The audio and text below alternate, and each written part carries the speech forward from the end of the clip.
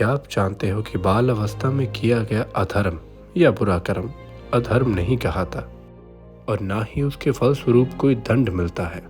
लेकिन अब आप सोचेंगे कि कितनी आयु तक, 14 वर्ष की आयु तक किया गया अधर्म या बुरा कार्य अधर्म नहीं कहलाता। और ये वर्णित है महाभारत के 28वें अध्याय में। 28वां अध्याय महाभारत। मांडव्य ऋषि की कथा। जन्मेजय ने पूछा, भगवान, धर्मराज ने ऐसा कौन सा कर्म किया था कि जिसके कारण उन्हें ब्रह्म ऋषि ने शाप दिया और वे शूद्र योनि में पैदा हुए? वैशंपायन जी कहते हैं, हे जन्मेजय, बहुत दिनों की बात है। मांडव्य नाम के एक यशस्वी ब्राह्मण थे। वे बड़े धैर्यवान, धर्मज्ञ, तपस्वी एवं सत्यनिष्ठ थे। वे अपने आश्रम के दरवाजे पर वृक्ष के नीचे हाथ ऊपर उठाकर तपस्या करते थे। उन्होंने मौन का नियम ले रखा था। बहुत दिनों के बाद एक दिन कुछ लुटेरे लूट का माल लेकर वहां आए। बहुत से सिपाही उनका पीछा कर रहे थे, इसलिए उन्होंने मांडव्य के आश्रम में लूट का सारा धन रख दिया और वहीं छिप गए। सिपाहियों ने आकर मांडव्य से पूछा कि लुटेरे किधर से भागे, शीघ्र बतलाइए, हम उनका पीछा करेंगे। मांडव्य ने उनका कुछ भी उत्तर नहीं दिया। राज कर्मचारियों ने उनके आश्रम की तलाशी ली, उसमें धन और चोर दोनों मिल गए। सिपाहियों ने मांडव्य मुनि और लुटेरों को पकड़कर राजा के सामने उपस्थित किया। राजा ने विचार करके सबको सूली पर चढ़ाने का दंड दिया। मांडव्य मुनि सूली पर चढ़ा दिए गए। बहुत दिन बीत जाने पर बिना कुछ खाए पिए वह सूली पर बैठे रहे। उनकी मृत्यु नहीं हुई, उन्होंने अपने प्राण छोड़े नहीं।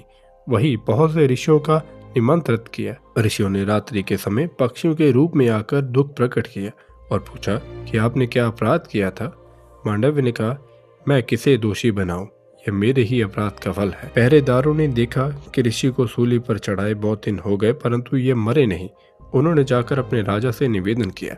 राजा ने मांडव्य मुनि को पास आकर प्रार्थना की कि मैंने अज्ञानवश आपका बड़ा अपराध किया, आप मुझे क्षमा कीजिए, मुझ पर प्रसन्न होइए। मांडव्य ने राजा पर कृपा की, उन्हें क्षमा कर दिया। वह सूली पर से उतर गए। जब बहुत उपाय करने पर भी शूल उनके शरीर से नहीं निकाल सका, तब वह काट दिया गया। कड़े हुए शूल के साथ ही उन्होंने तपस्या की और दुर्लभ लोक प्राप्त किए। तब से उनका नाम अणिमांडव्य पड़ गया। महर्षि मांडव्य ने धर्मराज की सभा में जाकर पूछा कि मैंने अनजाने में ऐसा कौन सा पाप किया था कि जिसका यह फल मिला?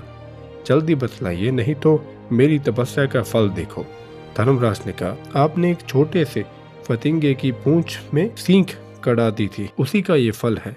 जैसे थोड़े से दान का अनेकों गुना फल मिलता है, वैसे ही थोड़े से अधर्म का भी कई गुना फल मिलता है।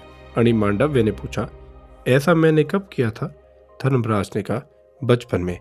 इस पर अणिमांड्य बोले, बालक 12 वर्ष की अवस्था तक जो कुछ करता है उसे अधर्म नहीं होता, क्योंकि उसे धर्म अधर्म का ज्ञान नहीं रहता। तुमने छोटे अपराध का बड़ा दंड दिया है। तुम्हें मालूम होना चाहिए कि समस्त प्राणियों के वध की अपेक्षा ब्राह्मण का वध बड़ा है, इसलिए तुम्हें शूद्र योनि में जन्म लेकर मनुष्य बनना पड़ेगा। आज मैं संसार में कर्म फल की मर्यादा स्थापित करता हूँ। 14 वर्ष की अवस्था तक किए गए कर्मों का पाप नहीं लगेगा, उसके बाद किए कर्मों का फल अवश्य मिलेगा। इसी अपराध के कारण मांडव्य ने शाप दिया और धर्मराज शूद्र योनि में विदुर के रूप में उत्पन्न हुए। वह धर्मशास्त्र और अर्थशास्त्र में बड़े निपुण थे। क्रोध और लोभ तो उन्हें छू नहीं सकता था। वे बड़े दूरदर्शी, शांति के पक्षपाती और समस्त कुरुवंश के हितैषी थे।